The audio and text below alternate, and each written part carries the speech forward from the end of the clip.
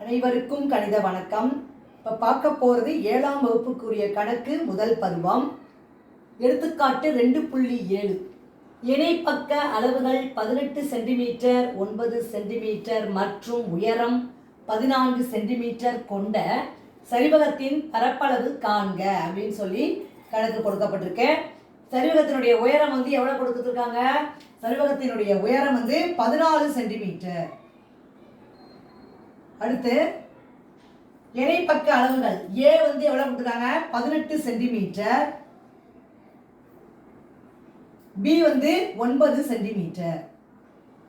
இதை நம்ம எழுதிக்கிறோம். ஃபர்ஸ்ட் கொடுக்கப்பட்ட அளவுகள் சரிவகத்தினுடைய பரப்பளவு ½ h × a + b சதுர அலகுகள். இப்போ பார்த்தீங்கன்னா ½ உயரம் h 14 × இணைப்பக்க அளவுகள் a 18 + b 9. இப்போ பாருங்க, 1/2 × 14 × 18 9 கூட்டுறோம்னா 27. இப்போ பாருங்க, 2 7 14.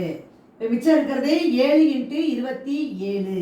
இது ரெண்டையும் பெருக்கினோம்னா 7 49 மீதி 4 2 14 4 18. அப்ப 189 சதுர சென்டிமீட்டர். Therefore, சரிவகத்தின் பரப்பளவு is equal to எவ்வளவு கண்டுபிடிச்சிருக்கோம்? 189 சதுர சென்டிமீட்டர். 189 சதுர சென்டிமீட்டர். ஃபார்முலாவை பயன்படுத்தி கொடுக்கப்பட்ட அளவுகளை வைத்து சரிவகத்தினுடைய பரப்பளவு கண்டுபிடிச்சிருக்கிறோம். வரக்கூடிய விடை 189 சதுர சென்டிமீட்டர்.